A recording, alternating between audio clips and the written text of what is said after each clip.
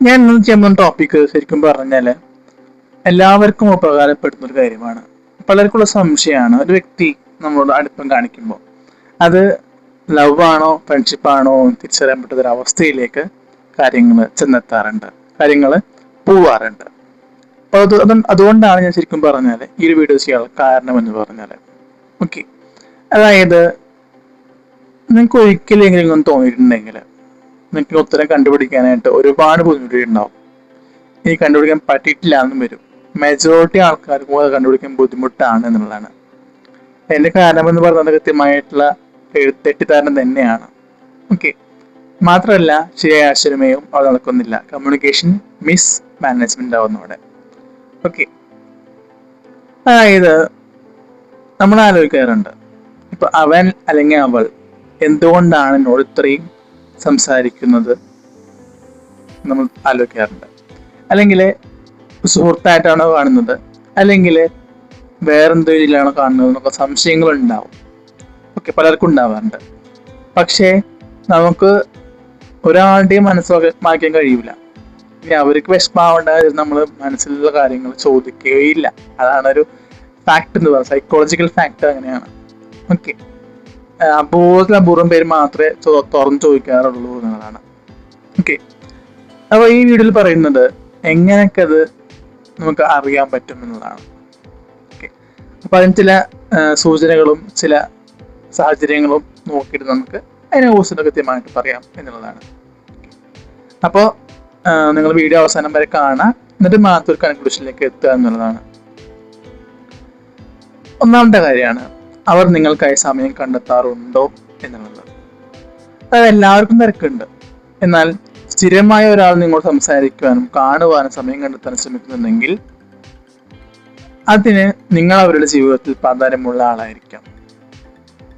Okay, അതേസമയം നല്ല സുഹൃത്തുക്കളോ ചെയ്യാറുണ്ട്.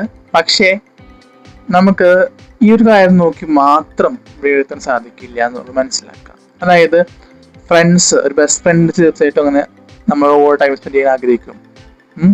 ബോയ് ആയിക്കോട്ടെ ഗേൾ ആയിക്കോട്ടെ. അല്ലാത്ത സിറ്റുവേഷനിലും ലവിന്റെ കേസിലായാലും അങ്ങനെ ഉണ്ടാവും എന്നുള്ളതാണ്. അതുകൊണ്ട് നമുക്ക് ഒരു കാര്യം കണ്ടതുകൊണ്ട് അല്ലെങ്കിൽ കേട്ടുകൊണ്ട് മാത്രം നിഗമനം പറ്റില്ല എന്നുള്ളതാണ്. ഇനി രണ്ടാമത്തെ കാര്യമാണ്, അവർ നിങ്ങളെ ശ്രദ്ധിച്ച് കേൾക്കുന്നുണ്ടോ എന്നുള്ളത്. അതായത് നിങ്ങൾ പറഞ്ഞ ചെറിയ ചെറിയ കാര്യങ്ങൾ പോലും പിന്നീട് ഓർക്കാറുണ്ടോ നിങ്ങൾ ആലോചിച്ച് നോക്കുക. ചെറിയ കാര്യങ്ങൾ, മൈന്യൂട്ട് ആയിട്ടുള്ള കാര്യങ്ങൾ, അതായത് നിങ്ങളുടെ പരീക്ഷ, ജോലി, ഇഷ്ടങ്ങൾ, വിഷമങ്ങൾ ഒക്കെ വീണ്ടും വീണ്ടും നിങ്ങളോട് ചോദിക്കാറുണ്ടോ? അതായത് സപ്പോസ് പറയുകയാണെങ്കിൽ പരീക്ഷ എങ്ങനെ ഉണ്ടായെന്ന് ചോദിക്കുക, ജോലി എങ്ങനെ പോകുമെന്ന് ചോദിക്കുക, നിങ്ങളുടെ ഇഷ്ടപ്പെട്ട കാര്യങ്ങളെ കുറിച്ച് ചോദിക്കുക, അതുപോലെ തന്നെ നിങ്ങളുടെ വിഷമങ്ങൾ മാറിയോ അല്ലെങ്കിൽ മാറാനുള്ള വഴികൾ പറഞ്ഞുതരാം. അപ്പം അങ്ങനെയൊക്കെ ഉണ്ടെങ്കിൽ നിങ്ങൾ ശ്രദ്ധിക്കുന്നുണ്ടെന്ന് അർത്ഥം. അപ്പോൾ ഒരു കരുതൽ കൊടുക്കുന്നുണ്ട്. ഈ കരുതൽ എന്ന് പറയുന്നത്, കെയറിങ് എന്ന് പറയുന്നത് രണ്ട് രീതിയിലാണ്. കെയറിങ് പാർട്ട്ണർ എന്ന രീതിയിലും കെയറിങ് ഫ്രണ്ട് എന്ന രീതിയിലും ഉണ്ട്. പക്ഷെ ഏറ്റവും കൂടുതൽ കെയർ ചെയ്യാം. ഞാൻ പറയുകയാണെങ്കിൽ ഒരു ബോയ് അങ്ങനെ കാര്യമായിട്ടൊരു ബോയിനെ കെയർ ചെയ്യാൻ പോകാറില്ല. അത് ഓപ്പോസിറ്റ് ഗേൾ ആണെങ്കിൽ കെയർ ചെയ്യാൻ പോകും. അതുപോലെ തന്നെയാണ് ഓപ്പോസിറ്റ് ഉണ്ട് എന്ന് ശരിക്കും പറഞ്ഞാൽ ഒരു കെയറിങ് കുറച്ച് കൂടുതൽ ഉണ്ടാവാം. കെയറിങ് ഇല്ലെന്നല്ല, കെയറിങ് കൂടുതൽ ഉണ്ടാവാം. അപ്പം അത് ചിലപ്പോൾ ഒരു ലവ് ആയിട്ടും മാറാം എന്നുള്ളതാണ്. ഇനി മൂന്നാമത്തെ കാര്യമാണ്, നിങ്ങളോടൊപ്പം ഇരിക്കുമ്പോൾ അവർ കൂടുതൽ സന്തോഷവാനാണോ എന്ന് നോക്കാം. അതായത് സന്തോഷം വന്നാൽ മുഖത്ത് പുഞ്ചിരി വരും അല്ലേ. അവരെപ്പോഴും ഉത്സാഹത്തോടെ ഇരിക്കുകയാണെങ്കിൽ അതിനർത്ഥം എന്താണ്?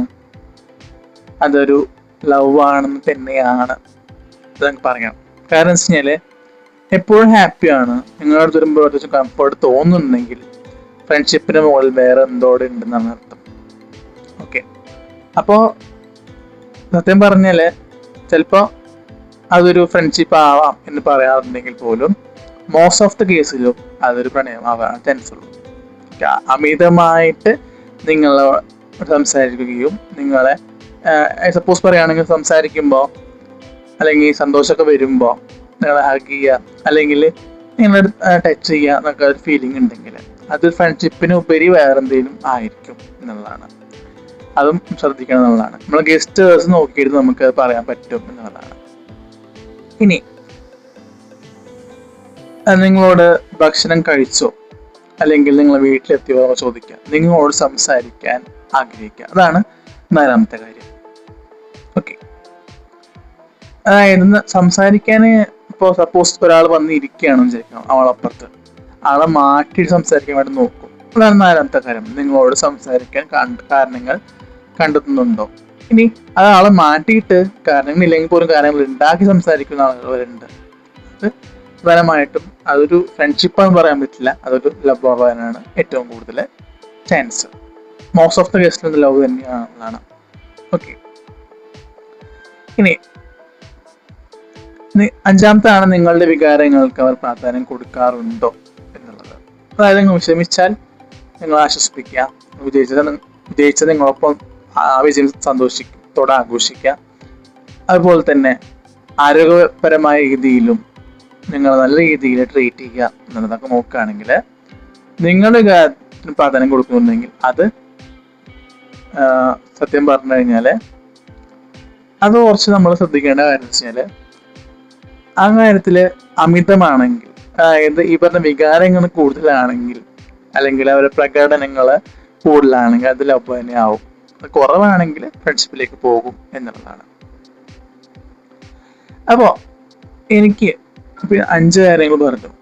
അപ്പൊ ഈ 5 കാര്യങ്ങളിലും പ്രധാനമായിട്ടും നമ്മൾ ഈ 5 കാര്യങ്ങളും ഒരുപോലെ ഉണ്ടെങ്കിൽ തീർച്ചയായിട്ടും അതൊരു ലവ് ആവും എന്നുള്ളതാണ്. അല്ല, ഇതിന് 5 എന്തെങ്കിലുമൊക്കെ ഒരു കുറവുണ്ട് വിചാരിക്കാം, അപ്പൊ അതൊരു ഫ്രണ്ട്ഷിപ്പായിട്ട് മാറാം. കാരണം എന്താ വെച്ച് കഴിഞ്ഞാല് ഈ നിങ്ങളോട് സംസാരിക്കാൻ കാരണങ്ങൾ കണ്ടെത്താറുണ്ടോ, അത് കണ്ടെത്തുന്നത് ആകെ എന്ന് പറയുന്നത് നിങ്ങളോട് അമിതമായ താല്പര്യമുള്ള വ്യക്തിയാണ്. കാരണം 4ാമത്തെ ഞാൻ എടുത്ത് പറഞ്ഞത്, 4ാമത്തെ പോയിന്റ് പറഞ്ഞതിന് മുമ്പ് കുറച്ച് പേരെല്ലാം അഡീഷണൽ വേറെ പറഞ്ഞത് എന്നുള്ളതാണ്. ഓക്കെ, അത് മോസ്റ്റ് ഓഫ് ദ കേസിൽ നിന്നല്ല, അത് ഉറപ്പായിട്ടും ലവിന്റെ കേസിൽ മാത്രമേ വരാറുള്ളൂ. ഓക്കെ, അതുപോലെ തന്നെ 3ാമത്തെ പോയിന്റ്, നിങ്ങളോടൊപ്പം ഇരിക്കുമ്പോൾ അവർ കൂടുതൽ സന്തോഷവാനാണോ. അതായത് നമ്മൾ ഗസ്റ്റേഴ്സ് എന്ന് പറയുമ്പോൾ അവരുടെ കൈൻഡ് ആക്ഷൻ, അപ്പോൾ നല്ല രീതിയിൽ നമ്മളെ ഐ കോണ്ടാക്ട് നമ്മൾ നോക്കിയിട്ട് ചിരിക്കുക. ഒരിക്കലും അങ്ങോട്ടും ഇങ്ങോട്ടും നോക്കിയിട്ട് ചിരിക്കേണ്ട പകരം കണ്ണിൽ നോക്കി ചിരിക്കാം. കാരണം അങ്ങോട്ട് തിരിഞ്ഞിരിക്കുമ്പോൾ ഇപ്പം നിങ്ങൾ നോക്കിയിട്ട് ഇങ്ങനെ സ്മൈൽ ചെയ്യുന്ന അവസ്ഥയിലുണ്ടാവും. അങ്ങനെയുള്ള അവസ്ഥയൊക്കെ ഉണ്ട്. മോസ്റ്റ് ഓഫ് ദ കേസിലും അത് ലവ് തന്നെ ആയിരിക്കും എന്നുള്ളതാണ്.